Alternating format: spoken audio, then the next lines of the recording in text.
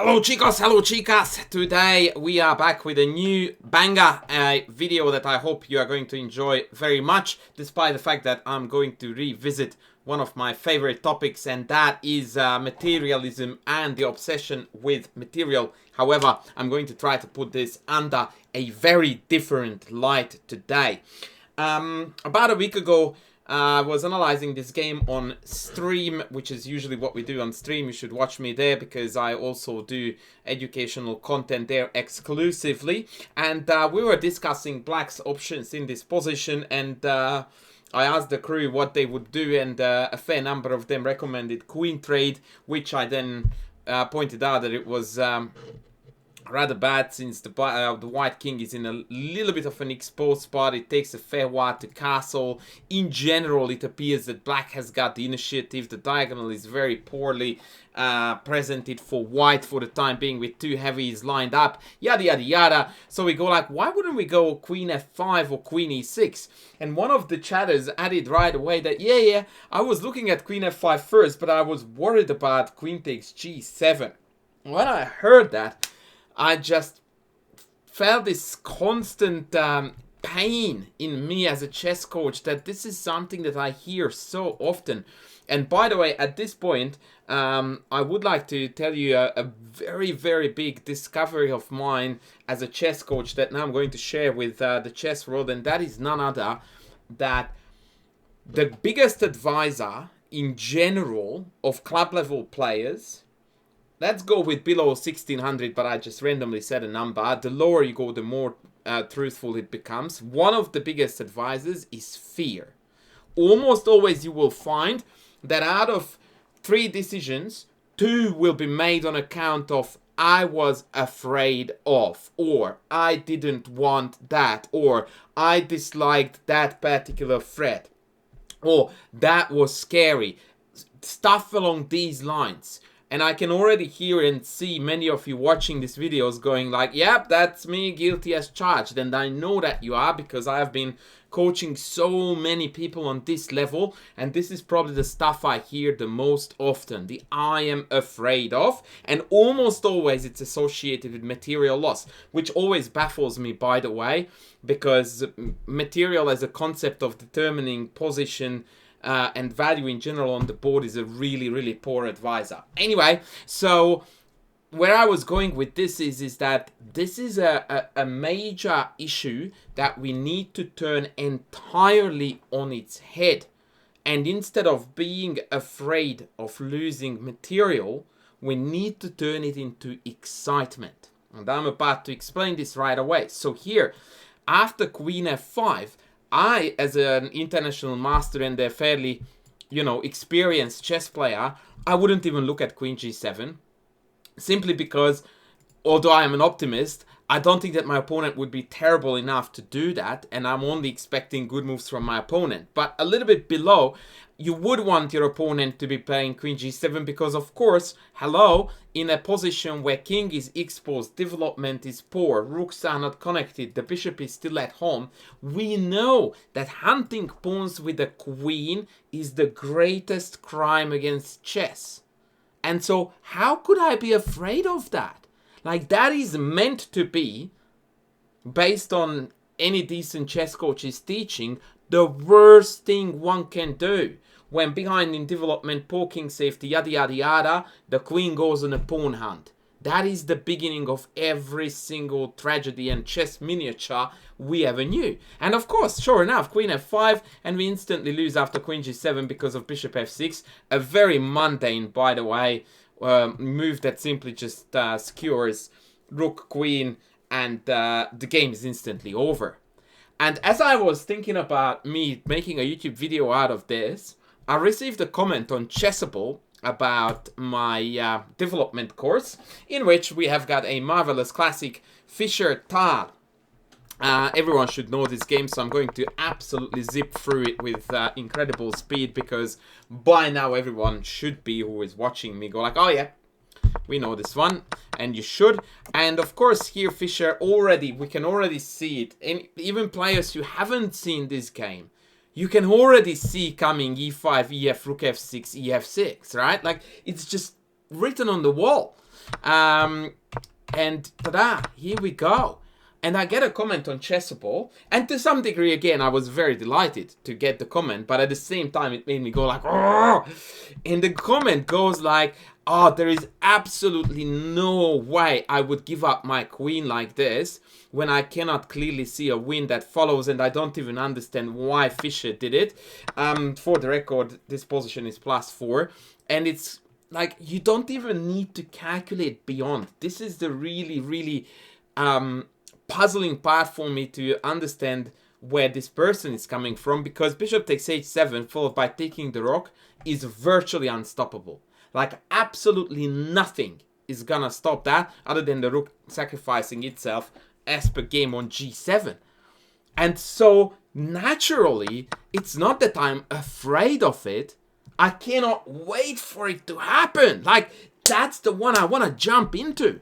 Like, bring it, baby. I'm like, whoa, I'm gonna be in the newspaper.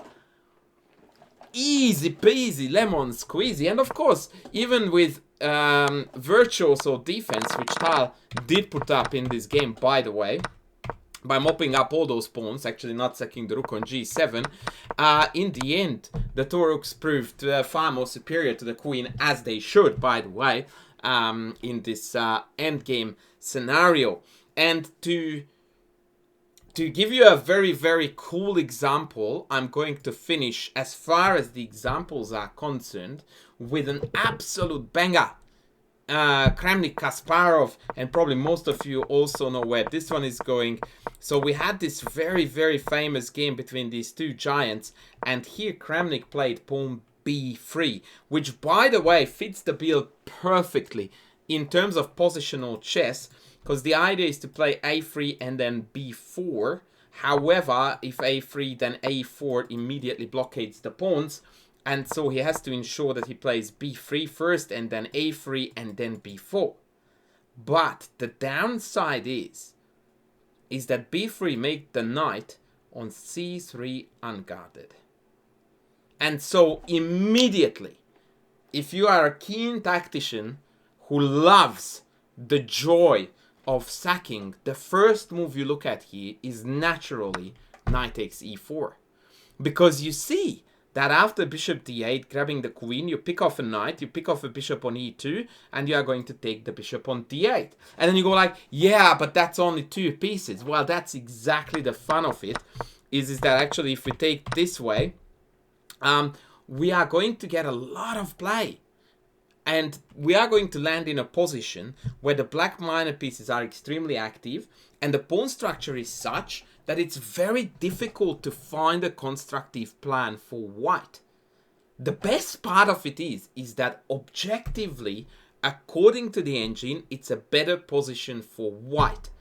And despite that, I can almost guarantee you that if you gave this position to Kasparov again, he would play it again.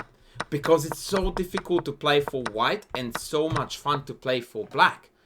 And on the first move, right after the very, very imbalanced sacrifice, Kramnik plays rook c1, dropping the evaluation by more than 2 points. One of the greatest players of the time, right, gets so flustered about the ongoings that he immediately drops the ball and lands now in a position where it's 2 minors, 2 pawns, and white has an utterly garbage position and goes on to lose, as they should. So now comes the big conclusion, friends, that really this video is aiming to pass on to you as a message.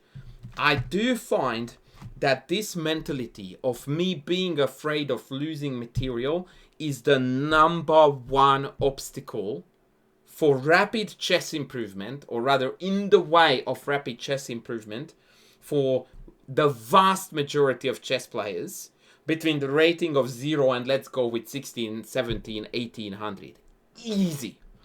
And I'm going to tell you something very cruel alongside this too, because I do think that we tackle this problem very honestly and in a way that is hopefully going to benefit many of you. I can guarantee you 100% that until you jump over this obstacle of being afraid of losing material for attack initiative, for obscure, at least it may appear to you obscure rewards, opposed to I sack the queen for a mate in 2. Development or improvement is going to be either non-existent or very limited. So this is an absolute must that every single chess player need to overcome one way or another. And by the way, I also would like to contrast it so that you understand what a big problem this is that so we are going from there is absolutely no way I would have even looked at this because my queen is hanging to I was so excited when I saw that knight on c3 was left alone so I could go for this queen sack. Right? So it is really the polar ends of the spectrum. There is no middle ground. Right? So it's going from completely scared to lose material to just an absolute overflowing sense of adrenaline and excitement to go, go, go. What it really is like is that I'm too scared to climb up the stepladder to the I can't wait to jump out of an airplane and, you know, with a parachute on my back and off we go. Let's see, you know, what it's like from above. That is literally the level of change that needs to happen. And it's very interesting, again, by the way, I come to this, that for kids, it seems to come really, really naturally. And the reason for that, I have many reasons, but I think that they are not really tied down in the materialistic world, so they don't see the world the way the grown-ups do, which is that, you know, I need to save, I need to have my possessions, and I don't give them away kind of mentality. They just go like, yep, take my money, no problemo. So, once again, in summary, as long as it's not an overflowing adrenaline-driven rush in you that, ho, I'm gonna sack that queen and let's go for it, I can guarantee you that your development is going to be slowed down and or completely halted as long as this fear of, oh, I'm losing material, I better not go there, is going to happen. It's a really tough message, but I think it's also coming from a very good place, because trust me, when you find yourself on the other side of the spectrum and you have this rush of joy and adrenaline, it's such a good feeling. It feels like you are really, really liberated. Like, it feels like there are no limits on the chessboard. All of a sudden, everything becomes a candidate and everything becomes reality. And you will approach the game with a far greater confidence. Now, don't get me wrong, by the way, moves like this don't work 9 out of 10. And that's exactly what makes chess difficult and beautiful at the same time. But just because 9 out of 10 your adrenaline rush needs to be held and go like, sorry, I know we would love to, but we can't do, the other one time, it's gonna work. And if you don't have the desire and the attitude, you are going to miss that one. I played one game in my life that gave me greatest joy than any other ever. And that was a game where my opponent, I allowed my opponent to promote a opponent to get a second queen in the game. I'm not going to show you this now because I've already shown it multiple times. And it was capturable by multiple of my pieces, and I left it on the board and played an apparently irrelevant move that eventually led to multiple checkmate threats. It was just the greatest joy to even consider that my opponent had 2 queens. I could take it with multiple rooks, and I just casually continued my attack on the other side of the board. Like, I couldn't wait for the entire tournament hall to come to my board and have a look at that. Unfortunately, it didn't. But anyway, yeah. So that's it, folks. We need to let go of materialistic fears in particular and open our minds up to being less materialistic and more the type of player who goes after an opportunity when it presents itself, even if it means that we have to shred a bit of wood. That is no problemo. Thank you very much, guys, for watching. I'm going to be back with the next video soon. Bye!